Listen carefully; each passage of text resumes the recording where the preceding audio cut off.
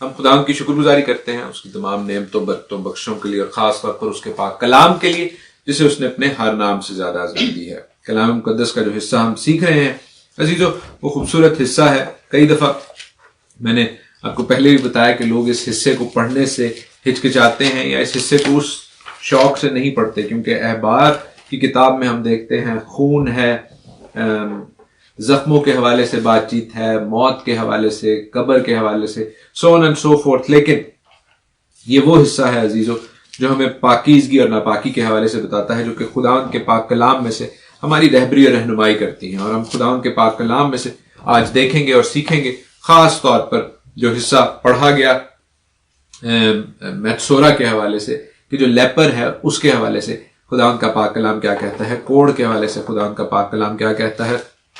گزشتہ پروگرام میں، previous programme میں نے آپ کو بتایا کہ کس طرح یہ کوڑ کا مرض ہوتا ہے، جو کوڑ بائبل کے حوالے سے ہے، not the leprosy as we know of today، بلکہ کوڑ وہ جیسے بائبل کہتی ہے، جسے سارات کہا جاتا ہے، ٹی زیڈ سے آواز نکلتی ہے، سارات۔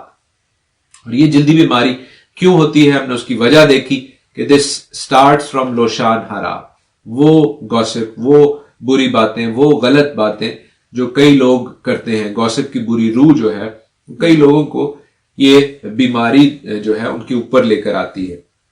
اور ہم نے اس کی مثال دیکھی ہارون اور موسیٰ کی جو بہن مریم تھی، جب اس نے موسیٰ کے حوالے سے بدگوئی کی، گوسپ کی، لاشون ہرا کی، تو ہم دیکھتے ہیں کہ وہ اس بیماری کا شکار ہوتی ہے۔ اگرچہ وہ بعد میں کلین ہوئی، پاک بھی ہوئی، ہیل بھی ہوئی، شفایاب بھی ہوئی اور پاک بھی کی گئی، لیکن ہمیں یہ کلام کا حصہ بتاتا ہے کہ یہ بیماری کیوں ہوتی ہے۔ اور پھر اس بیماری کے شکار جو لوگ تھے وہ یہ کہتے پھرتے تھے کہ ناپاک ناپاک، کیونکہ اس نے ناپاکی پھیلائی، لوگوں کے کانوں کو، لوگوں کی زندگیوں کو ناپاک کیا، then they were declared ناپاک، تو وہ پھر ناپاک قرار دیے جاتے تھے۔ اور پھر ہم دیکھتے ہیں کلام مقدس کے بہت سے حصوں میں بہت سے لیپرز کا ذکر ہے۔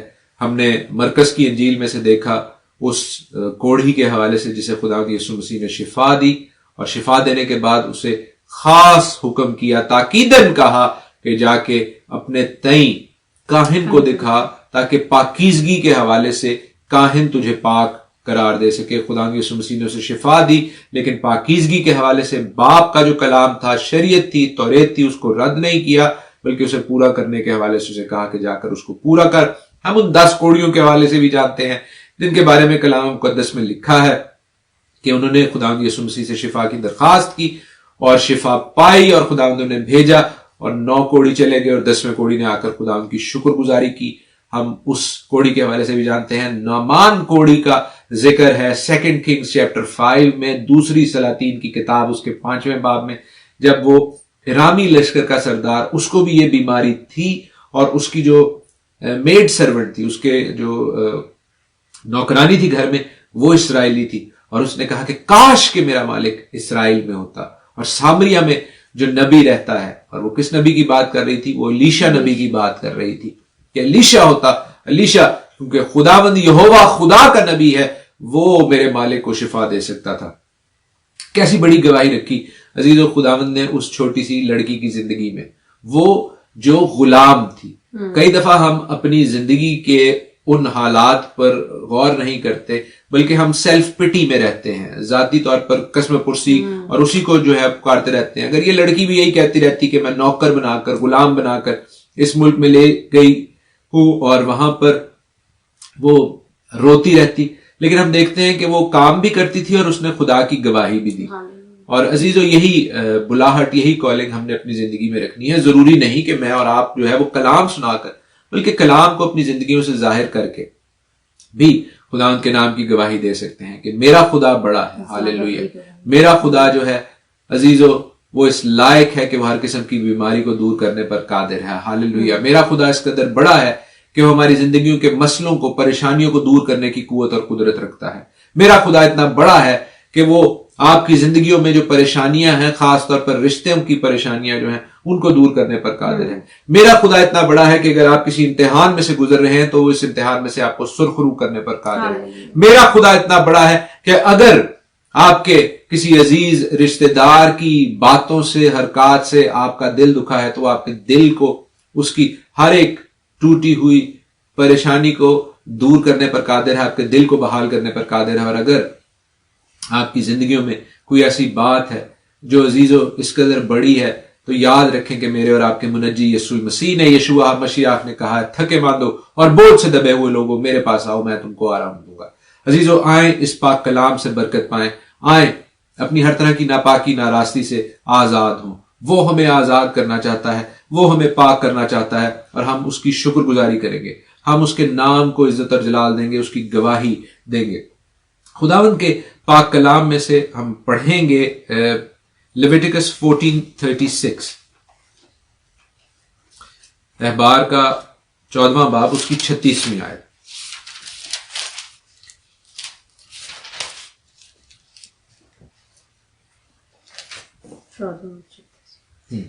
تب کاہن حکم کرے کہ اس سے پیشتر کے اس بلا کو دیکھنے کے لیے کاہن وہاں جائے, لوگ اس گھر کو خالی کریں تاکہ جو کچھ گھر میں ہو وہ ناپاک نہ ٹھہرایا جائے. اس کے بعد کاہن گھر دیکھنے کو اندر جائے. ہاللیلویہ. ہم ایک خاص بات دیکھتے ہیں کہ کاہن کی اتھارٹی, اختیار, اس کی قوت, اس کا جو جورسڈکشن ہے وہ کتنی بڑی ہے. کاہن جو ہے, اور یہ بیماری اس لیے میں نے آپ کو کہا کہ یہ اس کوڑ کی طرح نہیں ہے جو مجھے یا آپ کو یا کسی اور شخص کو یا اس دنیا میں بیسیکلی کسی شخص کو ہو سکتی ہے, بلکہ یہ جو بیماری ہے دس از مور دین دیٹ. یہ جو سارات ہے یا جس کوڑ کا بائبل میں لکھا ہوا ہے جس کے حوالے سے ہم پڑھ رہے ہیں عزیزو, یہ وہ بیماری ہے جو کہ خداوند کی طرف سے ایک ججمنٹ کے طور پر آتی ہے. اور ہم دیکھتے ہیں کہ یہ صرف انسانی جلد پر نہیں بلکہ گھر میں بھی آ سکتی ہے, گھر کی چیزوں کے اندر بھی آ سکتی ہے. تو ایک خاص بات ہم دیکھ رہے ہیں کہ جب تک یہ پروناؤنس نہ ہو, جب تک کاہن کہنا دے دیکھ کے آپ پاک ہیں, وہ گھر بھی پاک ہے, اس کی چیزیں بھی پاک ہیں. اسی لیے کہا گیا ہے کہ اگر گھر میں ہی نظر آتی ہے تو آپ گھر کی چیزوں کو باہر رکھ دیں, خود بھی باہر چلے جائیں اور جا کر کاہن سے کہیں کہ کاہن گھر کو ملاحظہ کرے. اور جب وہ کہتا ہے کہ گھر میں واقعی سارات ہے یا یہ لیپرسی ہے, یہ کوڑ ہے, تو جو گھر کی چیزیں ہیں اگر آپ گھر میں ہی رکھے رہیں گے تو وہ ناپاک ہو جائیں گی. جب وہ گھر سے باہر ہیں تو وہ پاک ہے. اسی طرح اگر آپ جو گھر کا مالک ہے, آپ سے مراد آپ نہیں لیکن آپ سے مراد جو گھر کا مالک ہے, یہاں پر اس کانٹیکسٹ میں بات ہو رہی ہے, تو وہ بھی پاک ہی رہے گا. لیکن اگر وہ گھر میں رہتے ہوئے کاہن کو بلائے تو وہ اگر کہتا ہے کہ گھر ناپاک ہے تو اس کے ساتھ منسلک ہر چیز بھی ناپاک ہو سکتی ہے. That is very important. ہمیں اس چیز کو, اس خیال کو انڈرسٹینڈ کرنے کی ضرورت ہے کہ this is not an ordinary thing, یہ کوئی عام بات نہیں ہے. اور اسی لیے جس شخص کو یہ کہا جائے کہ اس کو سارات ہے یا یہ کوڑ ہے بائبل کا, اس کے ساتھ جو منسلک لوگ ہوتے تھے وہ بھی ناپاک قرار دیے جاتے تھے, اس لیے اس کو شہر سے باہر نکال دیا جاتا تھا. اس لیے وہ لوگ بیابانوں میں رہتے تھے تاکہ وہ باقی لوگوں کو کنٹیمنیٹ نہ کر سکے, وہ باقی لوگوں کو یہ ناپاکی جو ہے وہ ٹرانسفر نہ کر سکیں. ہم دیکھتے ہیں کہ سلاطین ہی کی کتاب میں, کنگز کی کتاب میں ایسے کوڑیوں کا ذکر جو شہر سے باہر تھے, اور جب وہ باہر تھے تو وہ دشمن نے جو گھیرا ڈالا ہوا تھا شہر کے گرد, اور شہر میں جو اسرائیل ہے اس کے اندر کھانے پینے کے جو ہے وہ مشکلات پڑی ہوئی تھی. لیکن خداوند معجزانہ طور پر ان فوجوں کو جو شہر کے باہر تھی ان کو بھگاتا ہے اور ان کو اس طرح مائل کرتا ہے کہ وہ بھاگ جائیں, تو وہ اپنی ساری چیزیں چھوڑ جاتے ہیں. تو کوڑی ہی تھے, یہ لیپرز ہی تھے جنہوں نے جا کر پھر شہر میں بتایا کہ بھائی آپ اندر آپ کو کھانے کی مشکلات پڑی ہیں لیکن باہر بے تحاشا کھانا موجود ہے, کیونکہ یہ باہر تھے. they were out in the wilderness. اور عزیزو, اگر ہم اس بات کو اپنی زندگیوں پر اپلائی کریں تو یاد رکھیں کہ ہم بھی نکال دیے گئے تھے. ہم بھی اس ناپاکی کی وجہ سے جو آدم اور حوا کے گناہ کی وجہ سے ہوئی نکال دیے گئے تھے. لیکن خداوند یسوع مسیح کا لہو جو ہے وہ ہمیں پھر پاک بھی کرتا ہے اور ہمیں ہیل بھی کرتا ہے کہ ہم باپ کے پاس آ سکیں, ہم اس کے پاس آ سکیں, ہم اس کی حضوری میں آ سکیں. یہ بہت اہم بات ہے, اور اگر ہم اس کو مزید ٹیکنیکلی دیکھیں سیکھیں تو یہ بات کئی گھنٹوں کئی دنوں پہ محیط ہو سکتی ہے. It is a beautiful study. لیکن ہم کلام مقدس میں آگے بڑھیں گے, آگے جائیں گے اور ایک دو اور خاص باتوں کو سیکھیں گے. لیویٹیکس 21 میں ہم جائیں گے, اگرچہ وہ آج کے کلام کا حصہ نہیں ہے لیکن میں ریفرنس دینا چاہ رہا ہوں. لیویٹیکس 21 ہے, بار کا 21واں باب اور پہلی 4 آیات. اور خداوند نے موسیٰ سے کہا کہ ہارون کے بیٹوں سے جو کاہن ہیں کہہ کہ اپنے قبیلہ کے مردہ کے سبب سے کوئی اپنے آپ کو نجس نہ کر لے, اپنے قرابتی رشتہ داروں کے سبب سے, جیسے اپنی ماں کے سبب سے اور اپنے باپ کے سبب سے اور اپنے بیٹے بیٹی کے سبب سے اور اپنے بھائی کے سبب سے اور اپنی سگی کماری بہن کے سبب سے جس نے شوہر نہ کیا ہو, ان کی خاطر وہ اپنے آپ کو نجس کر سکتا ہے, کیونکہ وہ اپنے لوگوں میں سردار ہے, اس لیے وہ اپنے آپ کو ایسا آلودہ نہ کرے کہ ناپاک ہو جائے. اب خداوند یہ کہہ رہے ہیں کہ جو کاہن ہے وہ اپنے ایسے عزیز و رشتہ داروں کی وجہ سے جو کہ اور رشتہ داروں پر ڈیپینڈنٹ ہیں, ان کے ساتھ اپنے آپ کو ناپاک نہ کرے, کیونکہ اس نے خداوند کے گھر میں ڈیوٹی دینی ہوتی ہے. تو وہ یہ کہہ رہے ہیں کہ جو یہ ناپاکی ہے دوسرے لوگوں کی ناپاکی, اور کس ناپاکی کے حوالے سے بات ہو رہی ہے, جب لوگ موت آ جاتی ہے. جب موت آ جاتی ہے تو عزیزو جو ڈیڈ باڈی ہے وہ ناپاک ہوتی ہے, اور جو اس کے ساتھ کنٹامینیٹ ہوتا ہے وہ ناپاک ہو جاتا ہے. یاد رکھیں گناہ گار نہیں ہوتا. ہم نے پچھلی دفعہ بھی اس چیز کو دیکھا کہ گناہ میں اور ناپاکی میں فرق ہے. جیسے عورت جب حاملہ ہوتی ہے اور بچہ جنتی ہے تو ہم نے پڑھا اس حوالے سے کہ کلام اسے ریچولی انکلین کہتا ہے, ریچولی ناپاک کہتا ہے, لیکن خدا نخواستہ گنہگار نہیں کہتا. تو اس فرق کو, اس امتیاز کو ہمیں سیکھنے کی, سمجھنے کی ضرورت ہے. اور یہاں پر بھی یہی کہا جا رہا ہے. اس حوالے سے میں آپ کو یہ بتا دوں کہ خداوند کے پاک کلام میں ہم ایک اور خوبصورت ریفرنس دیکھتے ہیں. خداوند نے نیک سامری کی, یسوع مسیح نے نیک سامری کی, ہمارے منجی یشوع مسیح نے نیک سامری کی تمثیل کہی, بلکہ ہم اس تمثیل کو مختصراً دیکھ ہی لیتے ہیں خداوند کے پاک کلام میں سے. لوکا لوکا ہی ہے, ہاں لوکا نکالے. ہاں جی 10:30 سے 37. ٹھیک, لوکا 10:30 سے 37. ہاں جی. یسوع نے جواب میں کہا کہ ایک آدمی یروشلم سے یریحو کی طرف جا رہا تھا کہ ڈاکوؤں میں گھر گیا. انہوں نے اس کے کپڑے اتار لیے اور مارا بھی, اور ادموا چھوڑ کر چلے گئے. اتفاقاً ایک کاہن اسی راہ سے جا رہا تھا اور اسے دیکھ کر کترا کر چلا گیا. اسی طرح ایک لاوی اس جگہ آیا اور وہ بھی کترا کر چلا گیا. لیکن ایک سامری سفر کرتے کرتے وہاں آ نکلا اور اسے دیکھ کر اس نے ترس کھایا اور اس کے پاس آ کر اس کے زخموں کو تیل اور میں لگا کر باندھا اور اپنے جانور پر سوار کر کے سرائی میں لے گیا اور اس کی خبر گیری کی. دوسرے دن 2 دینار نکال کر بھٹیارے کو دیے اور کہا اس کی خبر گیری کرنا, اور جو کچھ اس سے زیادہ خرچ ہوگا میں پھر آ کر تجھے ادا کروں گا.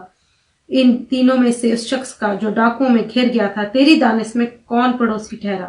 اس نے کہا وہ جس نے اس پر رحم کیا. یسوع نے اس سے کہا جا تو بھی ایسا ہی کر. آمین. ایک شرع کا عالم اٹھتا ہے, خدا یسوع مسیح سے سوال کرتا ہے کہ شرع میں, توریت میں یہ بڑا واضح لکھا ہے کہ تو اپنے پڑوسی سے اپنے برابر محبت رکھنا. تو یہ تو توریت میں لکھا ہوا ہے, یہ کوئی نئی تعلیم تو ہے نہیں ہے جو تو کہہ رہا ہے کہ اپنے پڑوسی سے محبت رکھو. کئی دفعہ ہم مسیحی لوگ جو ہیں وہ اس خیال کو بھی, ہم بھی اس طرح لیتے ہیں انجانے لوگوں کی طرح کہ شاید یہ مسیح یسوع نے نئے عہد نامے میں برت شاہ میں نیو ٹیسٹمنٹ میں یہ بات کی ہے. یہ بات شروع سے خدا ان کے کلام میں موجود ہے اور میں نے اس کو کئی دفعہ ہائی لائٹ بھی کیا ہے. تو شرع کے عالم نے یہ کہا, خدا یسوع مسیح نے اس کو اکنالج بھی کیا کہ بالکل ٹھیک ہے, ایسا ہی ہونا چاہیے. لیکن چونکہ وہ ہار نہیں ماننا چاہ رہا تھا تو اس نے کہا کہ میرا پڑوسی کون ہے, اور خدا یسوع مسیح یہ تمثیل کہتے ہیں. اب اس تمثیل کے حوالے سے خاص بات یہ ہے عزیزو, چونکہ ہم نے یہ آیت پڑھی لیویٹیکس 21 میں سے کہ ڈیڈ باڈی کی وجہ سے آپ ناپاک ہو جاتے ہیں. تو اب دیکھیے اس کانٹیکسٹ کو. جب میں شروع میں کہہ رہا تھا اسرائیل کے کلچر کو, اسرائیل کی جغرافیائی لوکیشن کو, زبان کو سمجھنے کی ضرورت ہے. تو یہ دیکھیے کہ یرو جو ہے وہ یرو 1200 فٹ نیچے ہے سطح سمندر سے. ہم اس شہر میں گئے بھی ہوئے ہیں.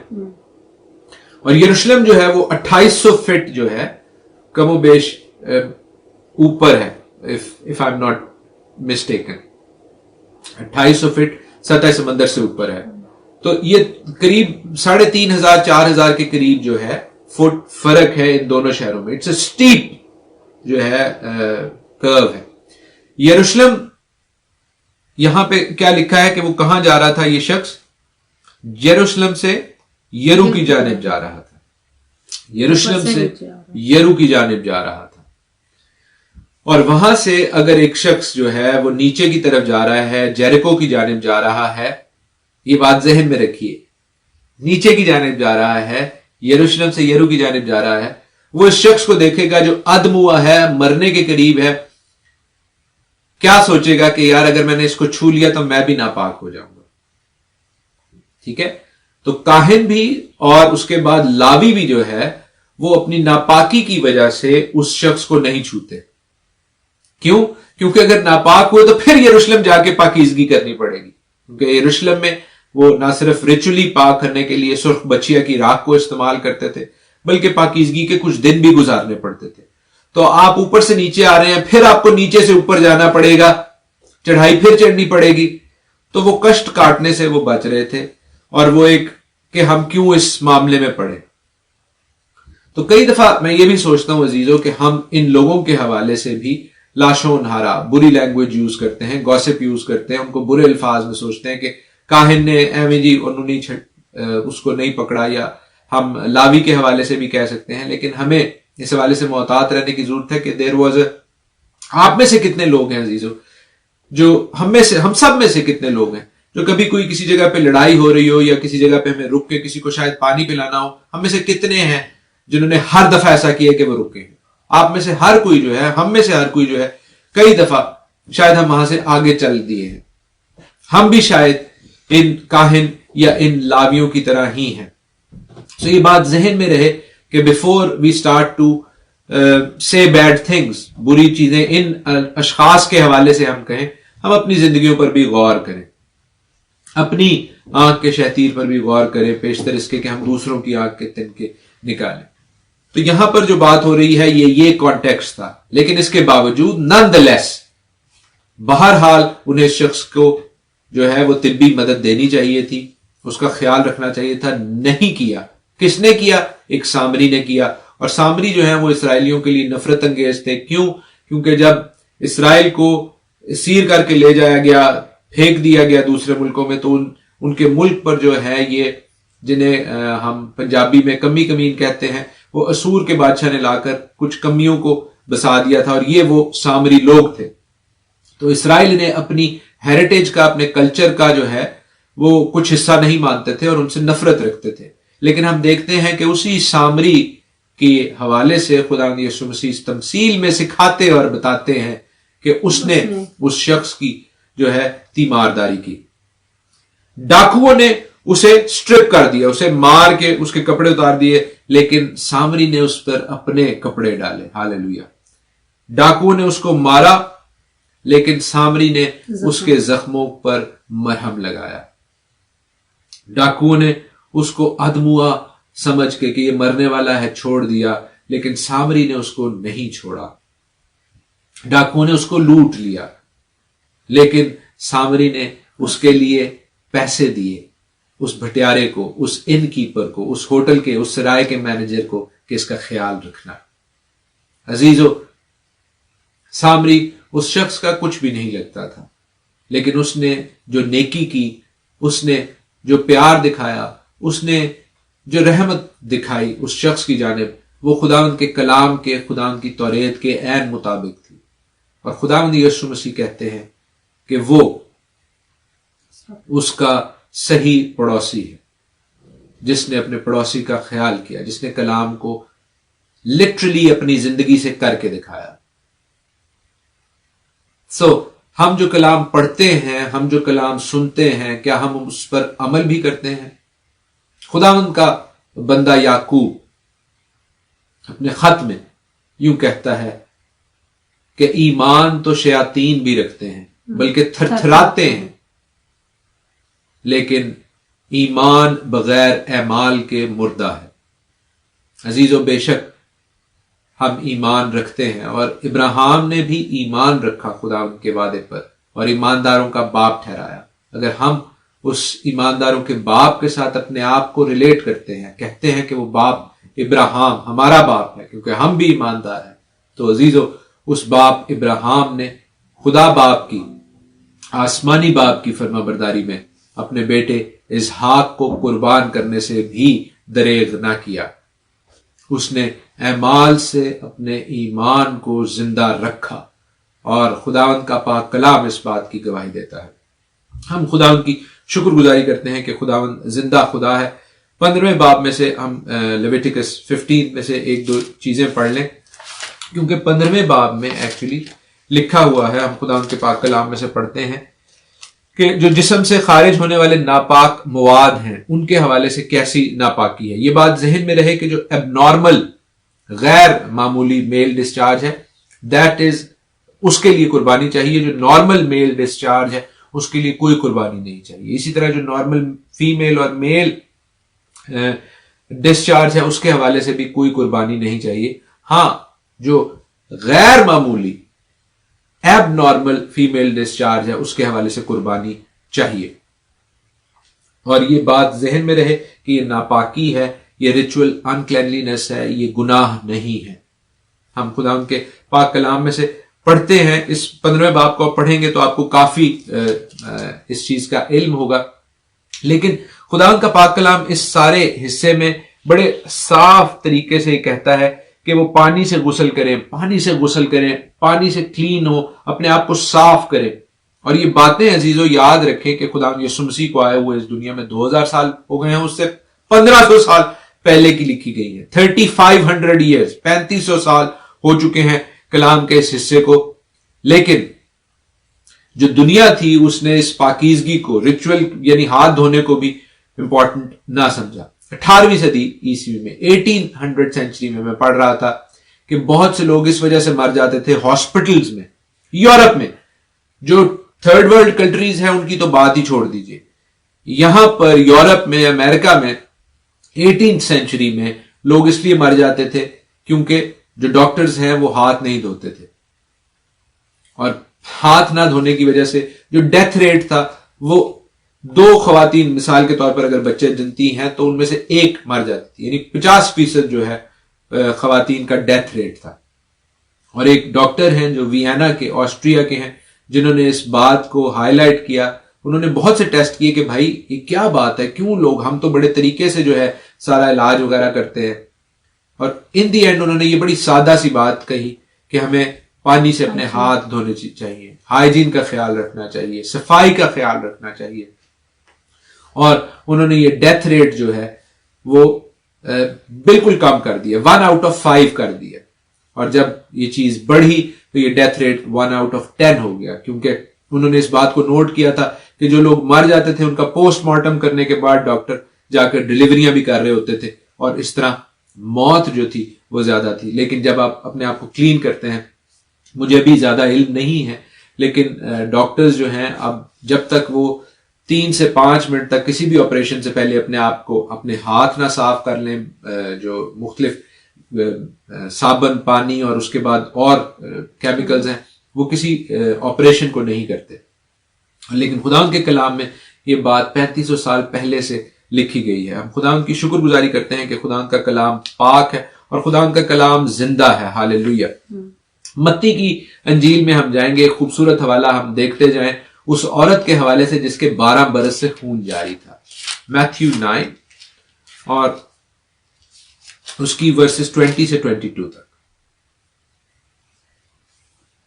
اور دیکھو ایک عورت نے جس کے 12 برس سے خون جاری تھا اس کے پیچھے آ کر اس کی پوشاک کا کنارہ چھوا، کیونکہ وہ اپنے جی میں کہتی تھی کہ اگر صرف اس کی پوشاک ہی چھو لوں گی تو اچھی ہو جاؤں گی. یسوع نے پھر کر اسے دیکھا اور کہا، بیٹی خاطر جمع رکھ، تیرے ایمان نے تجھے اچھا کر دیا. بس وہ عورت اسی گھڑی اچھی ہو گئی. ہاللیلویہ.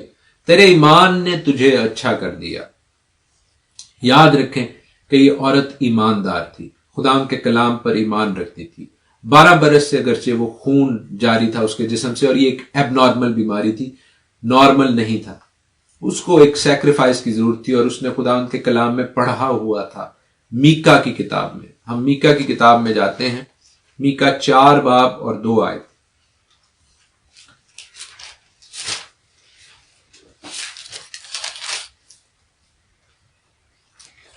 اور بہت سی قومیں آئیں گی اور کہیں گی، آؤ خدا ان کے پہاڑ پر چلیں اور یعقوب کے گھر याकूब के खुदा के घर में दाखिल हों और वो अपनी राहें हमको बताएगा और हम उसके रास्तों पर चलेंगे क्योंकि शरीयत सिय्योन से और खुदावन का कलाम यरूशलेम से सादिर होगा। हालेलुया, खुदावन का कलाम यरूशलेम से सादिर होगा। शी न्यू के खुदावन का कलाम जो है वो जिंदा होकर इस दुनिया में भी आएगा। It will be there in this world as well.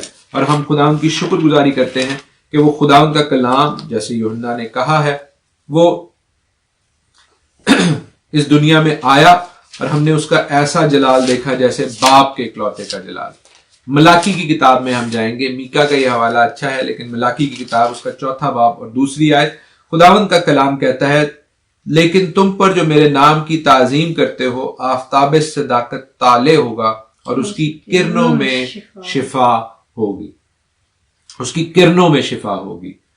खुदावंद का कलाम हमने यहां पर जो देखा है, उसकी किरणों में शिफा, जो ओरिजिनल हिब्रू टेक्स्ट है, इब्रानी है, वो ये कहता है कि उसके परों में शिफा होगी। और ये पर जो है, ये पर किसे कहा जाता था?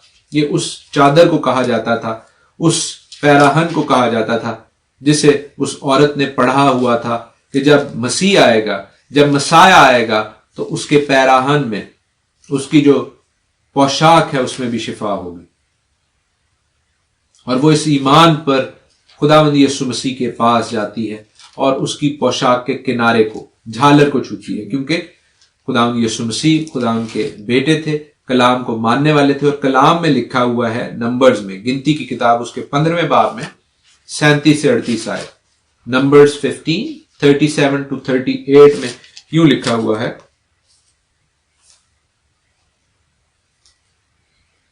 बनी इसराइल से कह के वो नस्ल दर नस्ल अपने पैरानों के किनारों पर झालर लगाएं और हर एक किनारे की झालर के ऊपर आसमानी रंग का डोरा टांगे।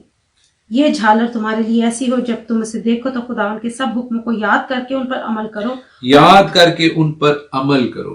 खुदावन कहते हैं कि ये झालर इसलिए लगाई जाए कि तुम खुदावन के हुक्मों को याद रखो। इसलिए नहीं कि कोई रिवायत हो, बल्कि इसलिए कि तुम खुदावन के हुक्मों पर याद करके उन पर अमल करो, जो कि खुदावंद का कलाम शुरू से आखिर तक हमें सिखाता और बताता है। और यही वो झालर थी जिसके हवाले से मलाकी की किताब में, मलाकी 4:2 में हमने पढ़ा कि जो मसीह आएगा उसकी झालर में, उसके परों में, उसकी किरणों में जो है वो शिफा होगी। यही हवाला उस बेटी ने, उस बहन ने पढ़ा हुआ था जिसके हवाले से हमने मत्ती के 9वें बाब में पढ़ा, मैथ्यू 9 में पढ़ा। और वो ईमान रखती हुई उसने अमल का कदम भी उठाया। उसने घर में ईमान नहीं रख लिया कि ठीक है मैं ईमान से शिफा पाऊंगी, बल्कि उसने अपने कदम बढ़ाए।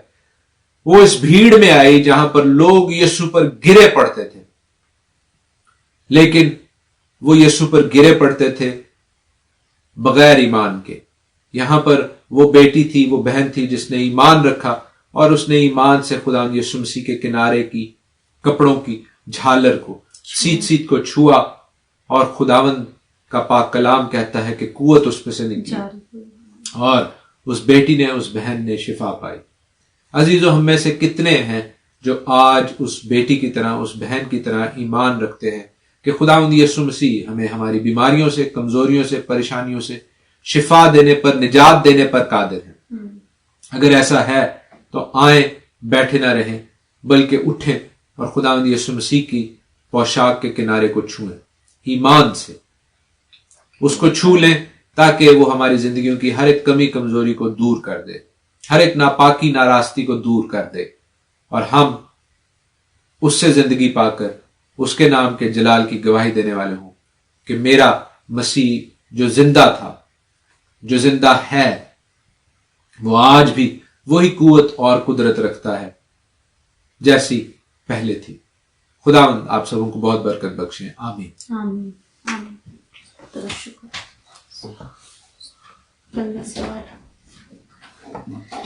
खुदावंद की तारीफ में ये खूबसूरत गीत गाएंगे। कलवरी का वादा निभाते हम चलेंगे, अपनी अपनी सूली उठा के हम चलेंगे।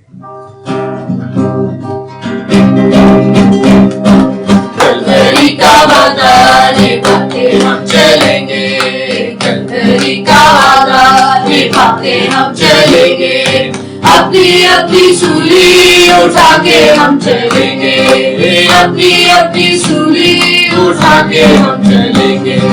जाना है, जाना है, हमें जाना है, जाना है। घर चलाने कठिन है, चलते रहेंगे हम इन पर, राह में तूफान खड़े हैं, बढ़ते रहेंगे हम मिलकर, बढ़ते रहेंगे हम मिलकर। कलवरी का वादा निभाते हम चलेंगे, कलवरी का वादा निभाते हम चलेंगे, अपनी अपनी सूली उठा के हम चलेंगे, अपनी अपनी सूली उठा के हम चलेंगे। जाना है, जाना है, हमें जाना है, जाना है। संग हमारे होगा दिया दिया है जिसने, आमदी जीवन को देगा, लहू बहाया है जिसने, लहू बहाया है जिसने। कलवरी का वादा निभाते हम चलेंगे, कलवरी का वादा निभाते हम चलेंगे, अपनी अपनी सूली उठा के हम चलेंगे, अपनी अपनी सूली उठा के हम चलेंगे। जाना है, जाना है, हमें जाना है, जाना है। रोशन करेगा दिलों में तारीख आंगन वो सारे, बच्चे सफीने का रहबर हमको लगाएगी नारे, हमको लगाएगी नारे। कलवरी का वादा निभाते हम चलेंगे, कलवरी का वादा निभाते हम चलेंगे, अपनी अपनी सूली उठा के हम चलेंगे, अपनी अपनी सूली उठा के हम चलेंगे। जाना है, जाना है, हमें जाना है, जाना है। पहुंचेंगे उस पार एक दिन, नूर नूर होगा नज़ारा, उनकी आइश मसीह की वही मुनाजी हमारा, वही मुनाजी हमारा। कलवरी का वादा निभाते हम चलेंगे, कलवरी का वादा निभाते हम चलेंगे, अपनी अपनी सूली उठा के हम चलेंगे, अपनी अपनी सूली उठा के हम चलेंगे। जाना है, जाना है, हमें जाना है, जाना है, हमें जाना है, हमें जाना है, हाँ जाना है। हालेलुया। खुदावन हमने जाना है, खुदावन हम तेरा शुक्र करते हैं, खुदावन तू हमें ये तौफीक दे, ये बरकत दे कि हम अपनी राहों को तैयार करें। ऐ खुदावन हम तेरी राहों को तैयार करें खुदावन, क्योंकि हमने जाना है खुदावन, तूने आना है और हमने तेरे साथ जाना है। खुदावन हमने हवा में उड़कर तेरा इस्तकबाल करना है। खुदावन तो हमें वो रूह दे खुदावन कि हम पीछे न रह जाएं। खुदावन हम खुदावन उन लोगों की तरह ना, खुदावन हम लूत की बीवी आदमी की तरह ना हो जिसने पीछे मुड़कर देखा और ऐ खुदावन वो बुत बन गई। खुदावन बल्कि हम हवा में उड़कर तेरा इस्तकबाल करें खुदावन, हम उस घड़ी में शामिल हो जब वो बदले है खुदावन, तो हम एक घड़ी में एक सेकंड में बदल जाए खुदावन जी, और तू हमें अपने साथ ले जाने वाला हो खुदावन। तू हमारे रूह बदन को मुस्तैद रख, हमें तैयारी बख्शा खुदावन जी कि हम पीछे मुड़कर ना देखें बल्कि खुदावन आगे ही आगे बढ़ते जाए। यीशुआ तेरा लहू हमारी रहबरी और रहनुमाई करे, और ऐ खुदावन हम तेरे पाक कलाम के मुताबिक ऐ खुदावन हर रोज अपनी सलीब उठाने वाले हो। ये तकलीफें, ये मुश्किलात, ये परसिक्यूशन हमारे रास्ते में रुकावट ना बने बल्कि खुदावन हमारे लिए ईमान की मजबूती का वसीला हो, सबब हो खुदावन इस चीज का, और खुदावन ईमान की इस मजबूती का सबब हो कि तू आने वाला है, तू जल्द आने वाला है। ऐ खुदावन तेरा शुक्र करती हूँ इस इबादत के लिए खुदावन, इस ईमान के लिए, इन तमाम बहन भाइयों के लिए, रूह की इस ताजगी के लिए खुदावन, इस नई जिंदगी के लिए यीशुआ जो तेरे नाम से जारी होती है खुदावन के तूने आना है। यीशुआ मसीह तूने आना है अपनी भेड़ों को अपने साथ लेकर जाने के लिए खुदावन तेरा शुक्र करती हूँ। इस पाक रूह के मसा के लिए तेरा शुक्र करती हूँ खुदावन कि तू हमारे प्याले को खुदावन लबरेज कर देता है खुदावन, तेरा शुक्र हो, तेरा शुक्र हो मसीह यीशु के नाम।